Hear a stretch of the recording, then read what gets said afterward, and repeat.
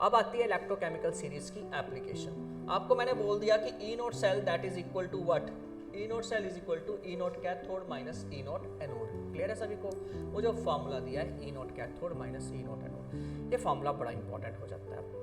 Electrochemical series apply कैसे होती है? इलेक्ट्रोकेमिकल सीरीज में सबसे पहली चीज़ जो होती है इस केस में ये बताती है कि कोई भी सेल रिएक्शन स्पॉन्टेनियस है या नहीं है, ये कैसे पता चलता है। तो बोलते हैं अगर ई नोट सेल पॉजिटिव आता है तो सेल रिएक्शन स्पॉन्टेनियस है, वो काम करेगा। लेकिन अगर नेगेटिव आता है या जीरो आता है तो सेल रिएक्शन काम नहीं करेगा। The process is non spontaneous, process becomes non spontaneous when E note cell is negative और जीरो। ठीक है, फाइन। तो अगर हम कॉपर और जिंक सल्फेट का, कॉपर और जिंक वाला सेल देखते हैं, अगर कॉपर कैथोड बिहेव करती है और जिंक एनोड बिहेव करती है तो E note cell that comes out to be plus 1.10। ये सेल रिएक्शन फिजिबल है, क्योंकि अब आपको पता चल गया इलेक्ट्रोड पोटेंशियल जिंक का क्या है, कॉपर का क्या। लेकिन अगर इसको उल्टा कर दो कि कॉपर को आप एनोड कर दो और जिंक को आप कैथोड कर दो, तो सेल का जो वैल्यू आती है दैट इज माइनस 1.10। आती 1.10 है लेकिन माइनस में आती है, तो वो सेल रिएक्शन स्पॉन्टेनियस है नहीं है, ये काम नहीं करेगा।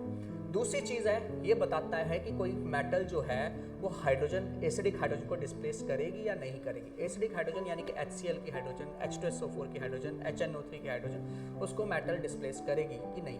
तो मेटल जो होती है उसकी रिएक्टिविटी डिपेंड करती है इलेक्ट्रॉन लॉस पे। कोई कितनी जल्दी इलेक्ट्रॉन लॉस करता है वो उतना ज़्यादा रिएक्टिव होता है। तो मैंने बोला अगर इलेक्ट्रोड पोटेंशियल ज़्यादा है यानी कि रिडक्शन पोटेंशियल ज़्यादा है, तो अगर इलेक्ट्रोड पोटेंशियल ज़्यादा है यानी कि रिडक्शन पोटेंशियल ज़्यादा है, यानी कि ऑक्सीडाइज नहीं होगा। तो वो मेटल जिसका इलेक्ट्रोड पोटेंशियल ज़्यादा है वो लेस रिएक्टिव होगी, जिसका इलेक्ट्रोड पोटेंशियल कम है वो ज़्यादा रिएक्टिव होगी। तो हाइड्रोजन से ज़्यादा वो रिएक्टिव होगी जिसका हाइड्रोजन से कम इलेक्ट्रोड पोटेंशियल है। हाइड्रोजन से कम इलेक्ट्रोड पोटेंशियल किसका है? ऑब्वियसली जिसका माइनस है। तो जितनी भी माइनस वाली इलेक्ट्रोड पोटेंशियल वाली मेटल्स हैं, they all displaces hydrogen from N acid. Copper है, गोल्ड है, सिल्वर है, ये प्लस इलेक्ट्रोड पोटेंशियल वाले हैं, ये कभी भी हाइड्रोजन को डिस्प्लेस नहीं करेंगे। तीसरी चीज है प्रिडिक्शन ऑफ रिएक्टिविटी। मैंने बोला मेटल की रिएक्टिविटी डिपेंड करती है इलेक्ट्रॉन लॉस पे, तो नॉन मेटल की रिएक्टिविटी डिपेंड करेगी इलेक्ट्रॉन गेन पे। तो जो मेटल जितनी जल्दी इलेक्ट्रॉन लॉस करेगी वो उतनी ज्यादा रिएक्टिव होगी, जो जितनी जल्दी गेन करेगी उतनी ज्यादा रिएक्टिव होगी। तो मेटल का इलेक्ट्रोड पोटेंशियल कम होगा यानी कि रिएक्टिविटी ज्यादा होगी, नॉन मेटल का इलेक्ट्रोड पोटेंशियल ज्यादा होगा यानी कि रिएक्टिविटी ज्यादा होगी।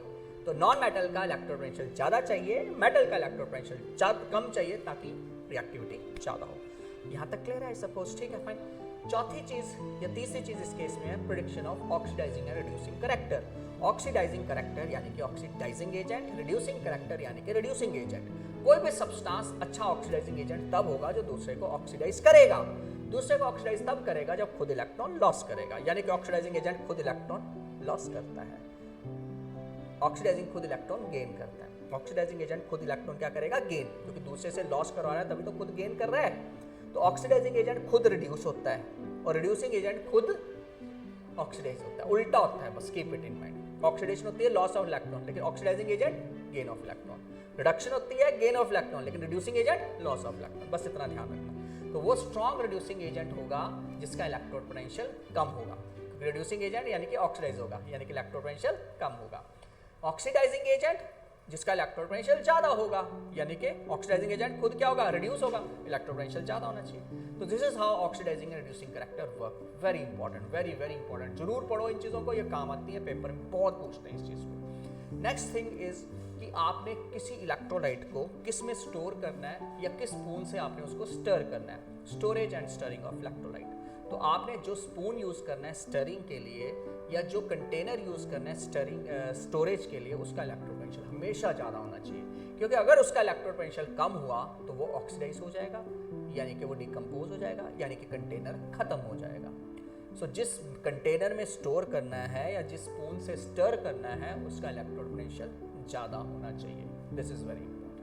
So this is all application of electrochemical series. If you have any doubt, you can ask the question.